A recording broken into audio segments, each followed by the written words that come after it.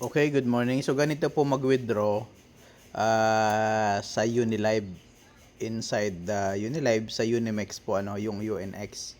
Para ma-withdraw, una sa lahat, kailangan natin ng address ng BIP20. So punta muna tayo meron tayo ditong wallet. Ito yung Binance natin. So ito yung gagamitin natin. Ang kailangan nyo lang po ay add funds, on-chain, blockchain, tapos USDT, BIP20. So, ito po yung address. Copy natin yan. Okay? 725 ang dulo. Okay? So, ayan. Nakuha na natin yung address. Ang gagawin natin naman, punta tayo sa ating Unilive. Pagpunta natin sa Unilive, normally nakadito yan sa home. So, pupunta tayo ng circle. Ayan. Pag nasa circle ka na, okay, huwag kang iikot. I-click mo tong Unimex. Okay? Pag-click mo sa Unimex, punta ka ng asset. Okay? So, yun yung balance niya ngayon. 0.6. Punta muna tayo ng home. Tapos, click nyo po tong re-staking. Okay?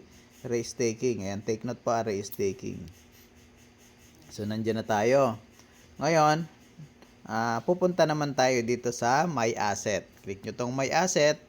So, total of 105 yung meron tayo. And kagandahan, take note po, meron niyang quota pag nag-transfer out. So, kagandahan, ito po ay yung baga may 5% po na fee.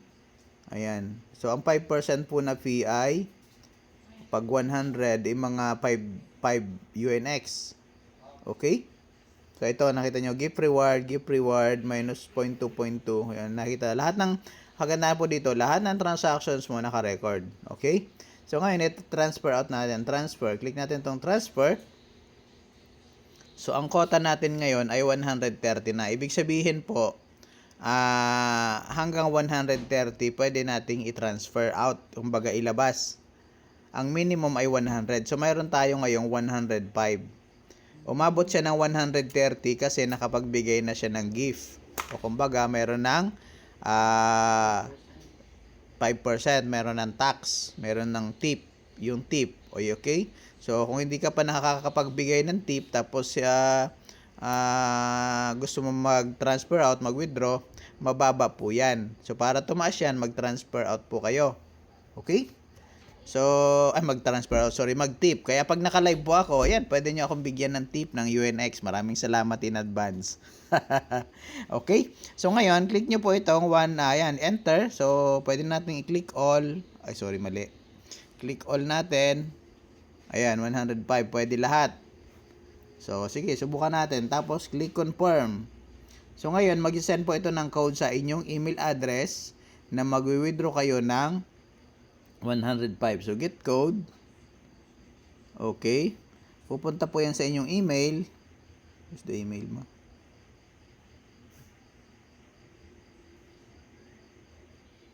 Email.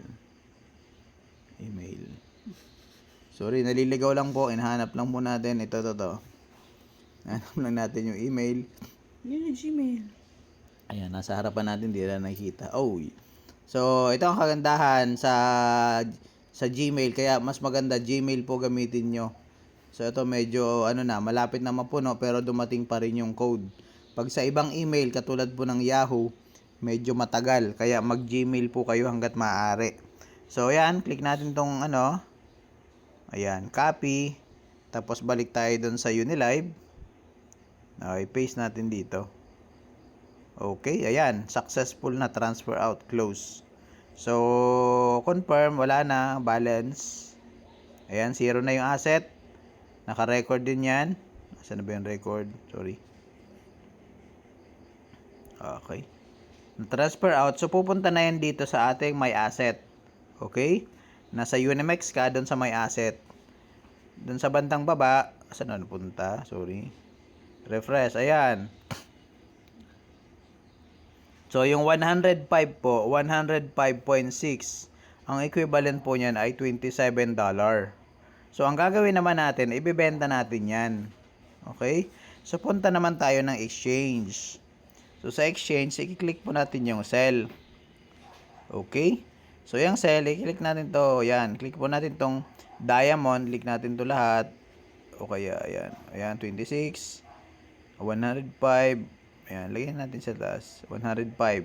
So, 105 po yung ibebenta natin. Ang presyo ng bentahan ngayon, magkaiba po ang, take note po, lagi magkaiba ang bentahan at saka bilihan. Okay? That's the normal transaction talaga. So, click sell. Submitted na siya. Ibig sabihin, submitted na. Okay?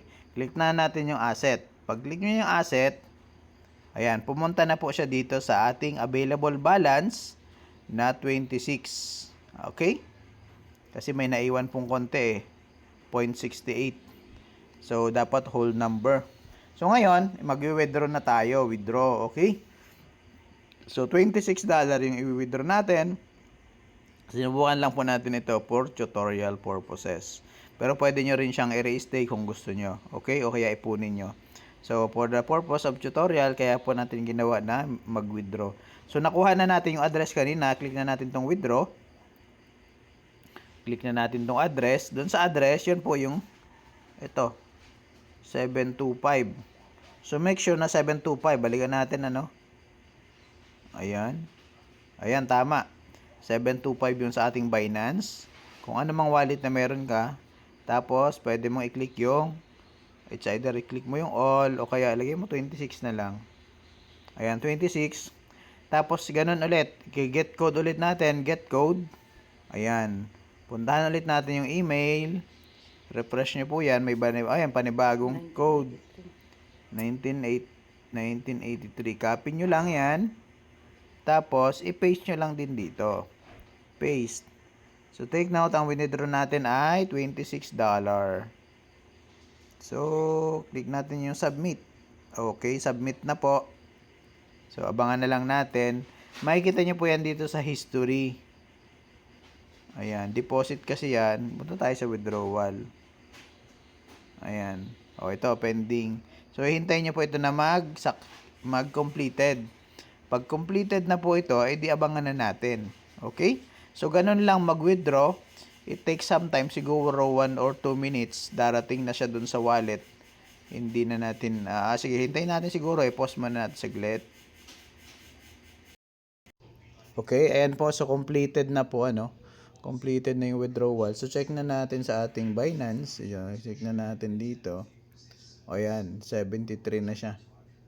Okay, so, pag check natin yung mismo transactions, saan na yun? Ayan, pwede natin yung BNB. Saan ba yan? Sorry. Spot, nasa spot pala siya dumating. Ayan, spot. Ayan. Okay. Saan yung transactions? So, ito 25. I want to see the transactions. History. History. Saan yung history? Nasa library. Ito. Ay, order. History. My asset deposit. Ayan. So, yan. 25 po. Ibig sabihin, may $1 po na fee. Kasi 26 po yun eh. Ayan. So, yan. Nandito na. So, ganun lang po mag-withdraw. That's how to withdraw in Unilive. Okay? So, that's it. Thank you very much for watching, guys. See you. And happy earnings sa lahat. Thank you.